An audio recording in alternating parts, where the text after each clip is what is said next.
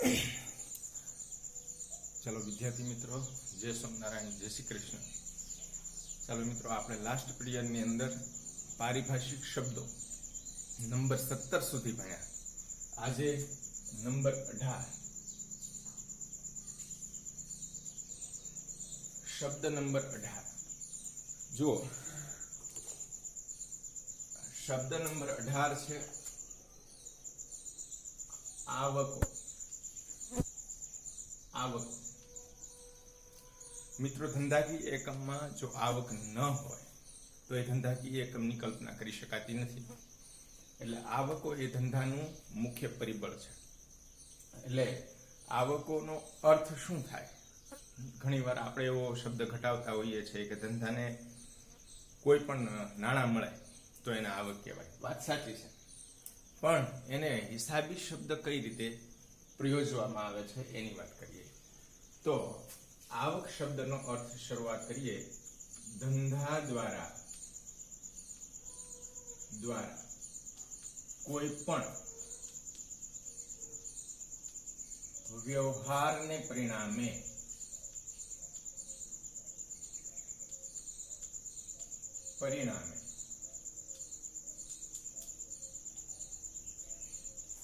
નાણાં મળે તેને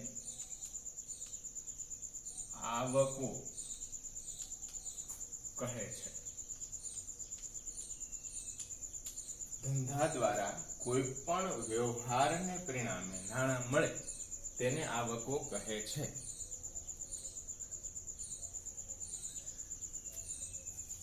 આવકનો અર્થ સ્પષ્ટ થયો. ધંધા દ્વારા કોઈ પણ વ્યવહારને પરિણામે નાણાં મળે, રોકડ મળે તેને આવકો કહે છે. આવકોના મુખ્ય બે પ્રકાર છે. આવકો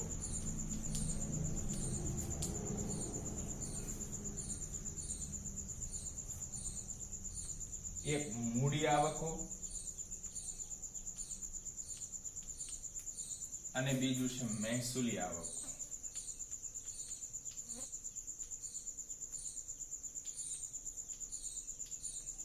મહેસૂલી આવકો.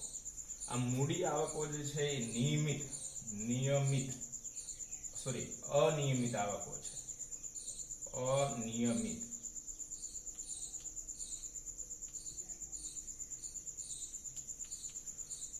અને આ મહેસૂલી જે આવક છે એ નિયમિત આવક છે. નિયમિત આવક. ચાલો, આવકોનો અર્થ નંબર 18. ધંધા દ્વારા કોઈ પણ વ્યવહારને પરિણામે નાણાં મળે તેને આવક કહે છે. આવકોના મુખ્ય બે પ્રકાર છે. મૂડી આવકો જે અનિયમિત આવકો છે અને મહેસૂલી આવકો જે નિયમિત આવકો છે. હવે આ આવકોના જે બે પ્રકાર છે, મૂડી આવકો અને મહેસૂલી આવકો, એ અનુક્રમે શબ્દ નંબર 19 અને 20 માં આપણે જોઈશું. ચાલો, તો હવે આ શબ્દ લખી લેવાનો. હવે ત્યાર પછી શબ્દ નંબર 19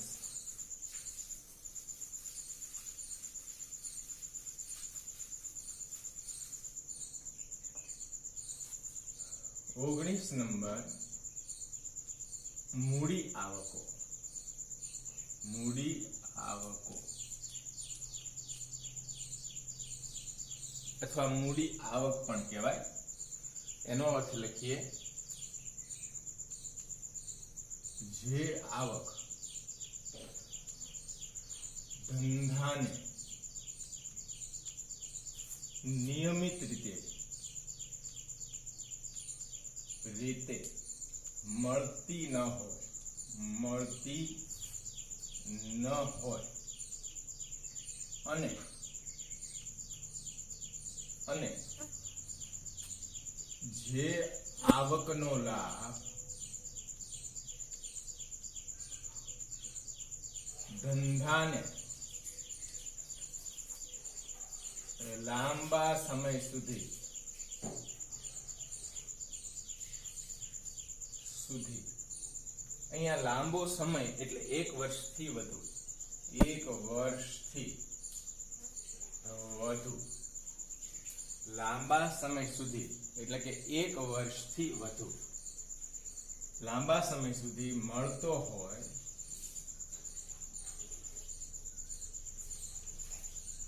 તેને મૂડી આવક કહે છે.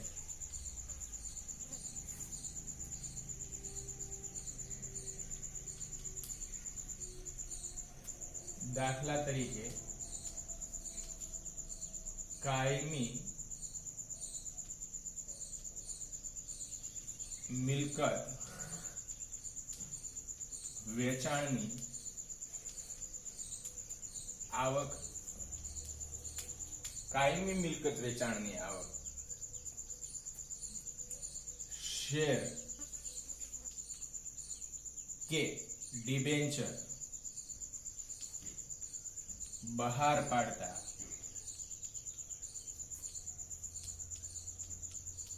મળતી રકમ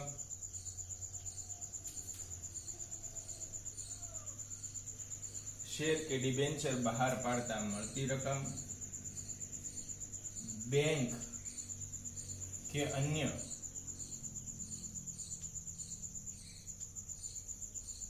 નાણાકીય સંસ્થા પાસેથી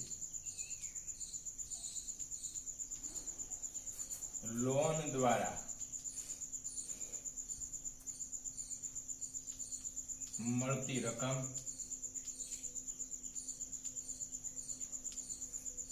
વગેરે. મિત્રો અહીંયા મૂડી આવક એનો અર્થ આપણે લખ્યો છે અને એક્ઝામ્પલ પણ તમને અહીંયા આપ્યા છે કે જે આવક ધંધાને નિયમિત રીતે મળતી ના હોય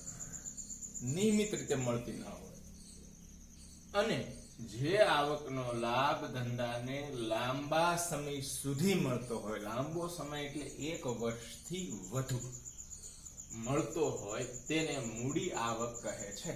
એક્ઝામ્પલ તરીકે દાખલા તરીકે કાયમી મિલકત વેચાણની આવક. તો આપણે આગળ જોઈ ગયા કાયમી એટલે લાંબા ગાળાની મિલકત, સ્થિર મિલકત જેને આપણે બિનચાલુ મિલકત તરીકે ઓળખીએ છીએ. આગળના પોઈન્ટની અંદર આપણે જોયું હતું.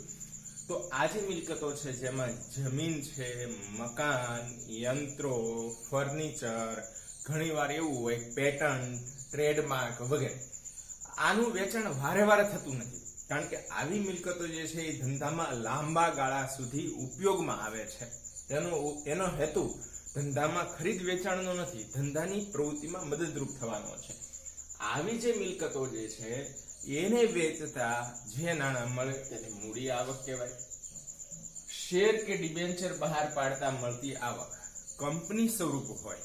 ભાગીદારી પેઢી અને એકાંકી વેપારી પેઢી એ શેર બહાર પાડી શકતી નથી, પરંતુ કંપની સ્વરૂપ હોય તો કંપની સ્વરૂપ એ ધંધાકીય સ્વરૂપ છે. એ કંપનીની અંદર શેર કે ડિબેન્ચર બહાર પાડવામાં આવે તો શું રોજે રોજ શેર કે ડિબેન્ચર બહાર પાડવામાં આવતા નથી. કંપનીને જ્યારે નાણાંની જરૂર પડે ત્યારે એ શેર કે ડિબેન્ચર બહાર પાડે છે અને આ શેર કે ડિબેન્ચર બહાર પાડતા જે નાણાં મળે તે મૂડી આવક છે. બીજું, બેંક કે અન્ય નાણાકીય સંસ્થા પાસેથી લોન દ્વારા મળતી રકમ. તો વારે વારે લોન પણ લેવામાં આવતી નથી. આવી રકમ જ્યારે જરૂર પડે ત્યારે મેળવવામાં આવે છે. એટલે અનિયમિત સ્વરૂપે આ રકમ જે ધંધાને મળે છે એને મૂડી આવક તરીકે ઓળખવામાં આવે છે.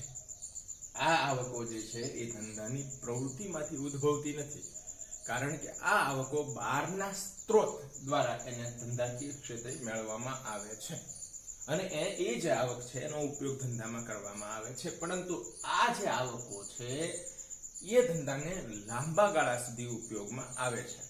ચાલો મિત્રો, આ લખી લેવાનું છે. વિડીયો અહીંયા ઉભો રાખી અને આ ટોપિકો લખતા જવાના છે. ઓકે, ચાલો. ત્યારબાદ શબ્દ નંબર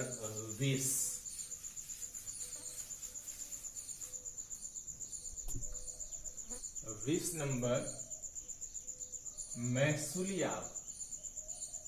મહેસૂલી આવક, મહેસૂલી આવક. ચાલો એનો અર્થ લખીએ. લખો, જે આવક ધંધાને નિયમિત રીતે મળતી હોય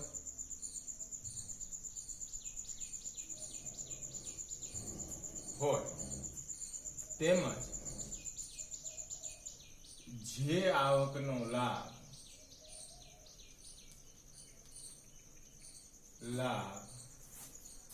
ધંધાને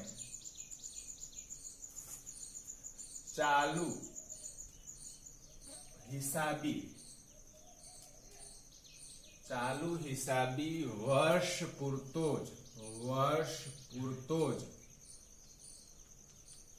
મળતો હોય તેને ચાલુ હિસાબી વર્ષ પૂરતો જ મળતો હોય તેને મહેસૂલી આવક કહે છે.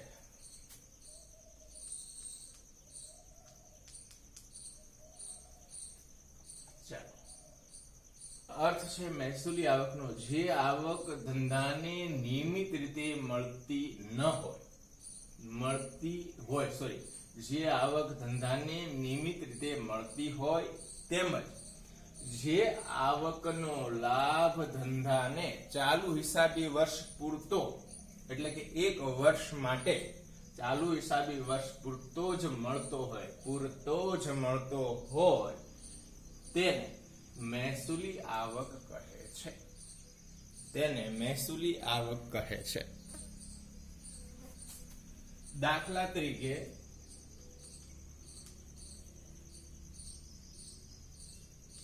માલનું વેચાણ કરવાથી મળતી રકમ જેને વેચાણ કહેવાય, વેચાણ સેવા પૂરી પાડવાથી મળતી રકમ જેમાં મળેલ ભાડું, મળેલ કમિશન,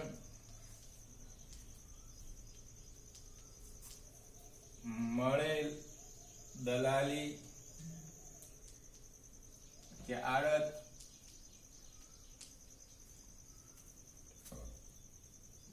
મળેલ વ્યાજ,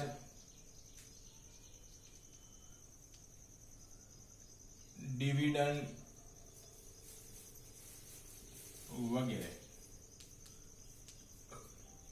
આ જે એક્ઝામ્પલ છે એ મહેસૂલી આવકના છે. જે આવક ધંધાને નિયમિત રીતે મળતી હોય તેમજ જે આવકનો લાભ ધંધાને ચાલુ હિસાબી વર્ષ પૂરતો જ એટલે એક વર્ષમાં મળતો હોય તેને મહેસૂલી આવક કહે છે. દાખલા તરીકે માલનું વેચાણ કરવાથી મળતી રકમ. હવે માલનું વેચાણ રોકડેથી કરવામાં આવે અથવા ઉધાર કરવામાં આવે, પરંતુ એ નાણાં જો માલનું વેચાણ રોકડેથી કરવામાં આવશે તો નાણાં મળશે, જે આવક જ થયેલી છે પરંતુ ઉધાર વેચવામાં આવશે તો દેવાદાર ઉદ્ભવશે, એની પાસેથી ભવિષ્યમાં નાણાં મળશે, એટલે આવક જ થઈ છે એમ માનવામાં આવે છે. સેવા પૂરી પાડવાથી મળતી રકમ. ધંધા દ્વારા ઘણીવાર સેવા પૂરી પાડવામાં આવે છે, જેમ કે ધંધાની માલિકીનું મકાન હોય અને બીજાને ભાડે આપવામાં આવે તો ભાડું મળે. કમિશન, કોઈ ધંધા દ્વારા કોઈ વચ્ચે એજન્ટ તરીકેનું કાર્ય કરવામાં આવે લેતી દેતીનું તો કમિશન મળે, દલાલી મળે, આડત મળે. ધંધા દ્વારા ફાજલ જે નાણાં પડ્યા છે એ બીજા કોઈને ઉપયોગ માટે વ્યાજે આપવામાં આવે તો વ્યાજ મળે. ડિવિડન્ડ મળે, ધંધા દ્વારા કોઈ કંપનીના શેર કે ડિબેન્ચરમાં રોકાણ કર્યું હોય તો ડિબેન્ચર ઉપર વ્યાજ મળે અને શેર ઉપર ડિવિડન્ડ મળે. તો આ રીતે ધંધાને જે આ આવકો છે એ વર્ષ દરમિયાન સતત નિયમિત સ્વરૂપે મળ્યા કરતી હોય છે, માટે એને મહેસૂલી આવક કહે છે. ઓકે, ચાલો ત્યારબાદ આગળનો શબ્દ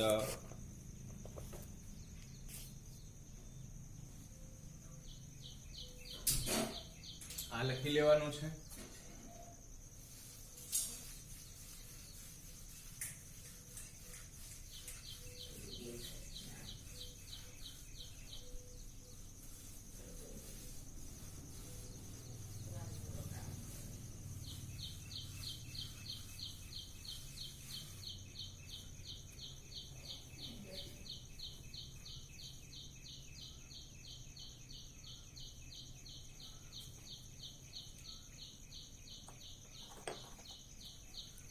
ચલો ત્યારબાદ છે 21મો શબ્દ ચુકવણીઓ.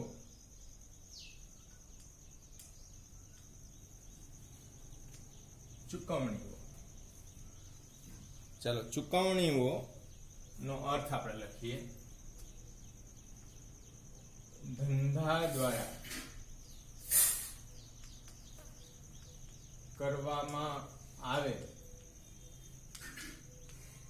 કોઈ પણ વ્યવહારને પરિણામે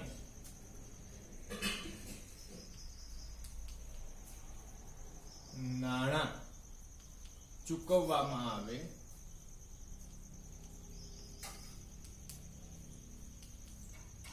આવે તો તેને ચુકવણીઓ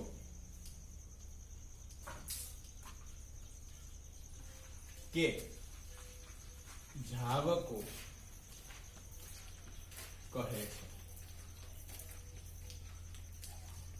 ધંધા દ્વારા કરવામાં આવેલ કોઈ પણ વ્યવહારને પરિણામે નાણાં ચૂકવવામાં આવે તો તેને ચુકવણીઓ કહે છે. ચુકવણીઓ કે જાવકો. આને બીજી રીતે ખર્ચાઓ પણ કહેવાય. ખર્ચાઓ અથવા ખર્ચેલ રકમો પણ કહેવાય. ખર્ચેલ રકમ. ચાલો હવે આ જે ચુકવણીઓ છે એટલે કે ખર્ચાઓ છે, ખર્ચેલ રકમો જે છે એના મુખ્ય 3 પ્રકાર છે. જાવકો પ્રકાર. 3 પ્રકાર છે.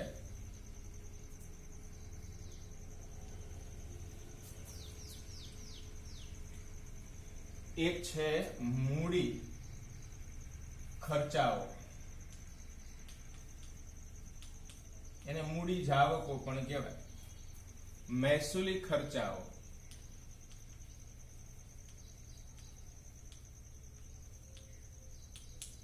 એને મહેસૂલી જાવકો પણ કહેવાય. પ્રસારિત મહેસૂલી ખર્ચા, પ્રસારિત મહેસૂલી ખર્ચા. આ જે છે એને મુલતવી રાખે ખર્ચાઓ અને એને અવાસ્તવિક મિલકતો. આ જુદા જુદા 3 નામથી આ ઓળખાય છે. પ્રસારિત મહેસૂલી ખર્ચા, મુલતવી રાખેલ ખર્ચાઓ અથવા અવાસ્તવિક મિલકતો તરીકે ઓળખવામાં આવે છે. તો 21મો શબ્દ ચુકવણીઓ.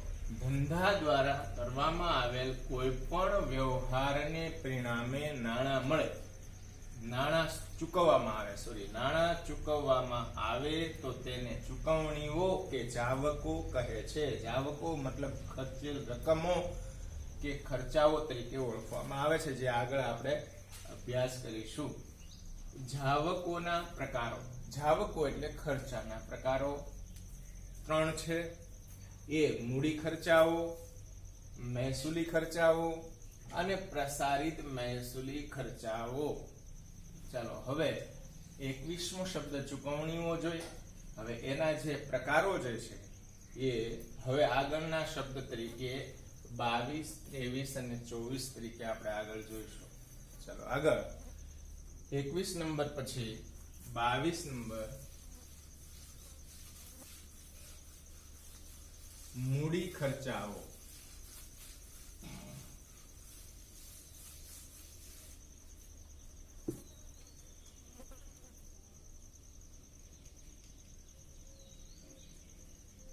મૂડી ખર્ચાઓ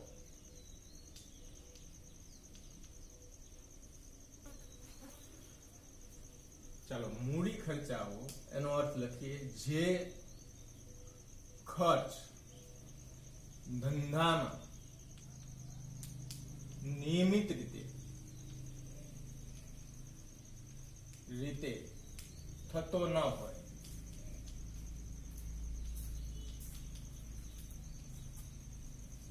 તેમજ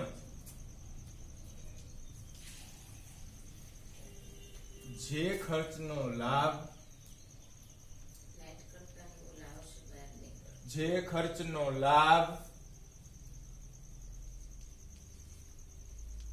ધંધાને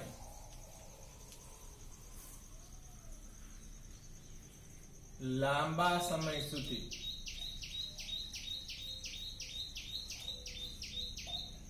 મળતો હોય અને જે ખર્ચ દ્વારા ધંધાને કાયમી મિલકતો પ્રાપ્ત થતી હોય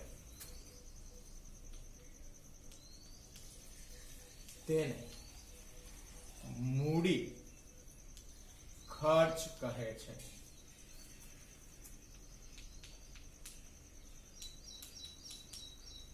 મિત્રો મૂડી ખર્ચનો અર્થ ઓનલી ફોર એક માર્ક મેળવવા માટે તમે એટલું લખી શકો કે જે ખર્ચ ધંધામાં નિયમિત રીતે થતો ન હોય તેને મૂડી ખર્ચ કહેવાય. ઓકે ચાલે, પરંતુ એ પરફેક્ટ નથી. હિસાબી પદ્ધતિનો જો અભ્યાસ કરવો હોય તો એનો સંપૂર્ણ અર્થ તમને ધ્યાનમાં હોવો જોઈએ. આગળ જતા હિસાબી આપણે કોમર્સ જ્યારે પસંદ કર્યું છે ત્યારે કોમર્સમાં એકાઉન્ટ એ મુખ્ય વિષય છે. એમાં તમને દરેક બાબત શબ્દશઃ આવડવી જોઈએ તો જ આગળ વધી શકાય. એટલે મારો એવો પ્રયાસ છે કે અહીંયા તમને સંપૂર્ણ રીતે દરેક પોઈન્ટથી માહિતગાર કરવા. એટલે મૂડી ખર્ચાઓ એટલે જે ખર્ચ ધંધાને નિયમિત રીતે થતો ન હોય, ધંધામાં નિયમિત રીતે થતો ન હોય, એની મુખ્ય 3 લાક્ષણિકતાઓ એના અર્થમાં આવવી જોઈએ. એક તો કે જે ખર્ચ ધંધામાં નિયમિત રીતે થતો ન હોય, મતલબ અનિયમિત ખર્ચ છે, એક લાક્ષણિકતા એની એ. બીજું, જે ખર્ચનો લાભ ધંધાને લાંબા સમય સુધી મળતો હોય. અહીંયા આપણે આગળ પણ ઉલ્લેખ કરી શકીએ, લાંબો સમય એટલે 1 વર્ષથી વધુ. જે ખર્ચનો લાભ ધંધાને લાંબા સમય સુધી મળતો હોય અને જે ખર્ચ દ્વારા ધંધાને કાયમી મિલકત પ્રાપ્ત થતી હોય. કાયમી મિલકતોનો અર્થ આપણે આગળ ભણી ગયા. બિનચાલુ મિલકતો જે છે એમાં પાઘડી, પેટન્ટ, ટ્રેડમાર્ક, કોપીરાઇટ, જમીન, મકાન વગેરે. અને જે ખર્ચ દ્વારા ધંધાને કાયમી મિલકત પ્રાપ્ત થતી હોય. 3 લાક્ષણિકતા. એક તો એ ખર્ચ નિયમિત રીતે થતો ન હોય, એનો લાભ લાંબા સમય સુધી મળતો હોય અને કાયમી મિલકત પ્રાપ્ત થતી હોય. આવી 3 લાક્ષણિકતાઓ એના અર્થમાં આવવી જરૂરી છે તો જ મૂડી ખર્ચાઓનો અર્થ આ કમ્પ્લીટ થયો ગણાય. એટલે ફરીથી, જે ખર્ચ ધંધામાં નિયમિત રીતે થતો ન હોય તેમજ જે ખર્ચનો લાભ ધંધાને લાંબા સમય સુધી મળતો હોય અને જે ખર્ચ દ્વારા ધંધાને કાયમી મિલકતો પ્રાપ્ત થતી હોય તેને મૂડી ખર્ચ કહે છે. દાખલા તરીકે જમીન, મકાન, યંત્રો, ફર્નિચર, મશીનરી, ફેક્ટરી, ઢોર ઢાખર વગેરે. આ જે છે એ મૂડી ખર્ચાઓ છે. આ લખી લેવાનું અને ત્યારબાદ એને પાકું કરવાનું છે. ચાલો હવે 22 નંબર મૂડી ખર્ચાઓ આપણે જોયા. ત્યાર પછી 23 નંબર છે મહેસૂલી ખર્ચાઓ. લખો, આગળનો શબ્દ છે 23 નંબર.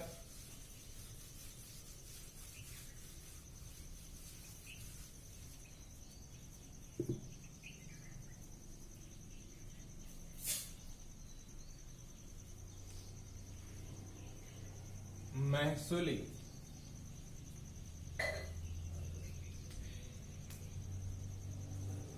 ખર્ચાઓ. મહેસૂલી ખર્ચ લખો, એનો અર્થ જે ખર્ચ ધંધાની રોજબરોજની પ્રવૃત્તિઓ ચલાવવા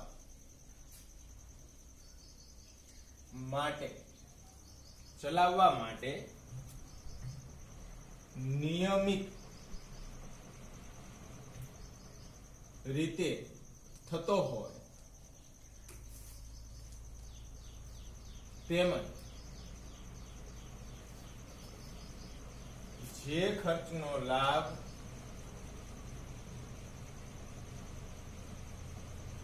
ધંધાને ચાલુ હિસાબી વર્ષ પૂરતો જ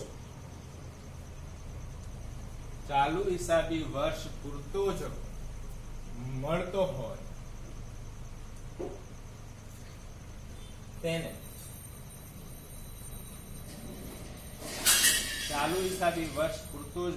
હોય તેને મહેસૂલી ખર્ચ કહે છે. મહેસૂલી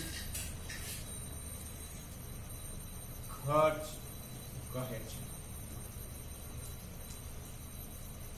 ચાલો, મહેસૂલી ખર્ચનો અર્થ કદાચ બોર્ડ ઉપર ન દેખાય એવું બને તો હું અહીંયા જે બોલું છું એ પ્રમાણે લખજો.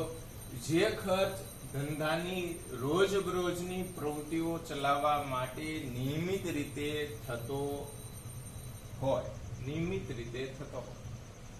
રોજબરોજની પ્રવૃત્તિઓ ચલાવવા માટે નિયમિત રીતે થતો હોય તેમજ જે ખર્ચનો લાભ ધંધાને ચાલુ હિસાબી વર્ષ પૂરતો જ એટલે એક વર્ષ માટે મળતો હોય, ચાલુ હિસાબી વર્ષ પૂરતો જ મળતો હોય તેને મહેસૂલી ખર્ચ કહે છે. દાખલા તરીકે ચૂકવેલ ભાડું,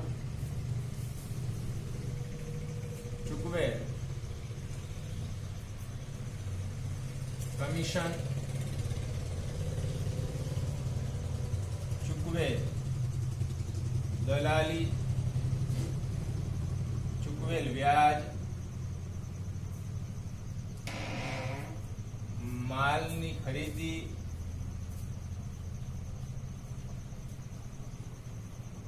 સેવાની ખરીદી. જો આ સેવાની ખરીદી એટલે આ ચૂકવેલ ભાડું, કમિશન, દલાલી વગેરે એ સેવાની ખરીદી કહેવાય.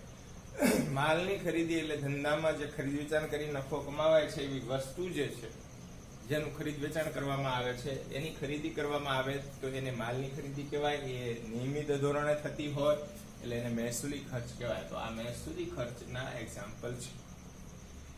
ચાલો, અહીંયા મહેસૂલી ખર્ચની વાત આપણે જોઈએ. આ શબ્દ પણ બરાબર પાકો કરી દેવાનો. હવે ત્યાર પછીનો શબ્દ નંબર 24.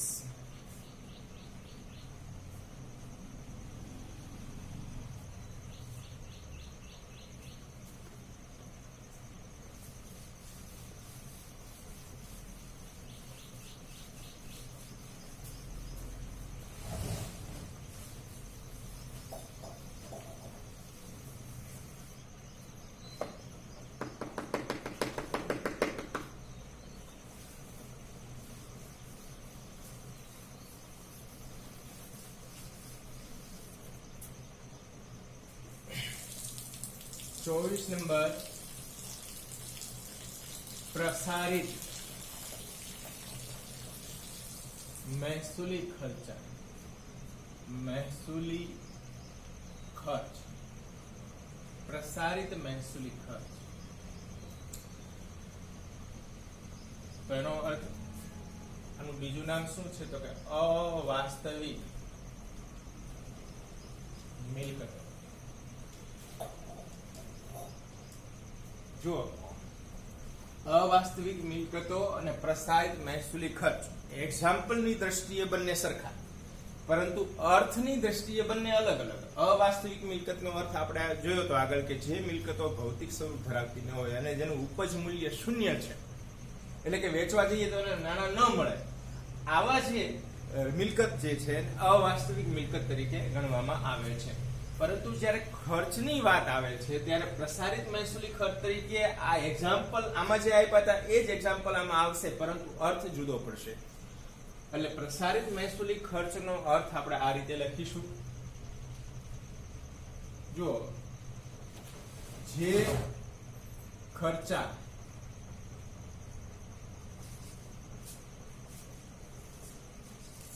ધંધામાં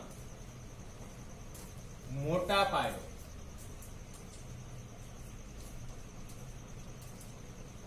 કરવામાં આવતા હોય છે કે જેનો લાભ ધંધાને લાંબા સમય સુધી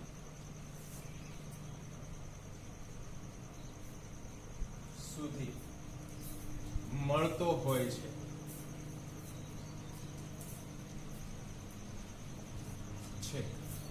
આવા ખર્ચાઓને પ્રસારિત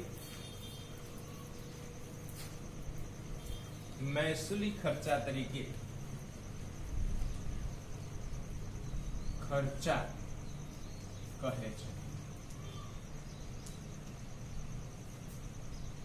જે ખર્ચાઓ ધંધામાં મોટા પાયે કરવામાં આવતા હોય છે કે જેનો લાભ ધંધાને લાંબા સમય સુધી મળતો હોય છે. અહીંયા લાંબો સમય એટલે 1 વર્ષથી વધુ મળતો હોય છે.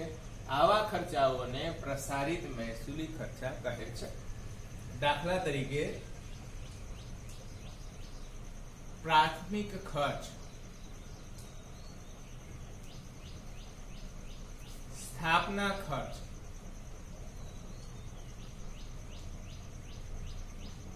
રંગ રોગાન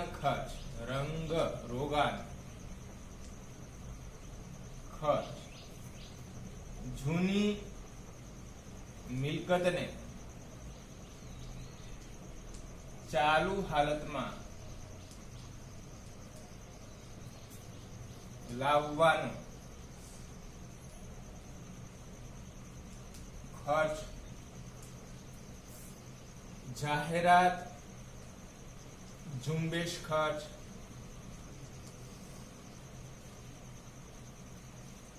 જાહેરાત ઉપલબ્ધ ખાતું,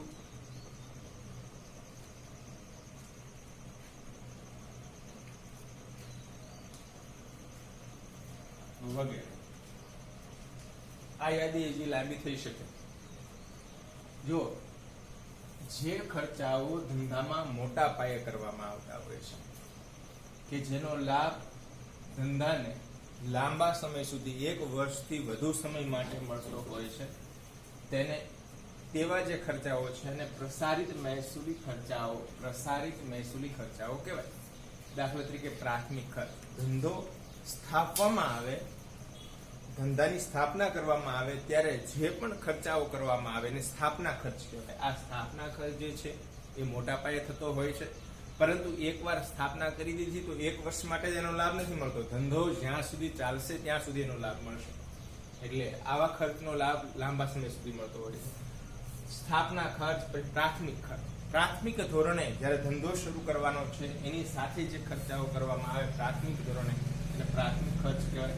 રંગ રોગાન ખર્ચ, મકાન આપણે ધંધા માટે ખરીદ્યું હોય જૂનું એને રંગરોગાન કરવામાં આવે, વ્યવસ્થિત બનાવવામાં આવે તો એનો સમય 1 વર્ષ માટે લાભ નથી મળતો, ઘણા બધા વર્ષ માટે લાભ મળે છે. તો આવો જે ખર્ચ છે, જૂની મિલકતને ચાલુ હાલતમાં લાવવાનો ખર્ચ, કોઈ મિલકત મશીનરી આપણે ખરીદી જૂની પણ એ બંધ છે એને આપણે ચાલુ કર્યું પણ એના માટે જે ખર્ચો કર્યો એ મૂડી ખર્ચ તરીકે ઓળખવામાં આવે છે, પ્રસારિત મહેસૂલી ખર્ચ તરીકે ઓળખવામાં આવે છે. જાહેરાત ઝુંબેશ ખર્ચ, જાહેરાત ઝુંબેશ ખર્ચ. તો સમજો કે આપણે જાહેરાત કરીએ છીએ શાના માટે? તો કે વસ્તુ ધંધાની જે વસ્તુ જે છે એનું વેચાણ વધારવા માટે. તો એકવાર જે જાહેરાત ખર્ચ કર્યો એનો લાભ વર્ષો સુધી મળતો હોય છે.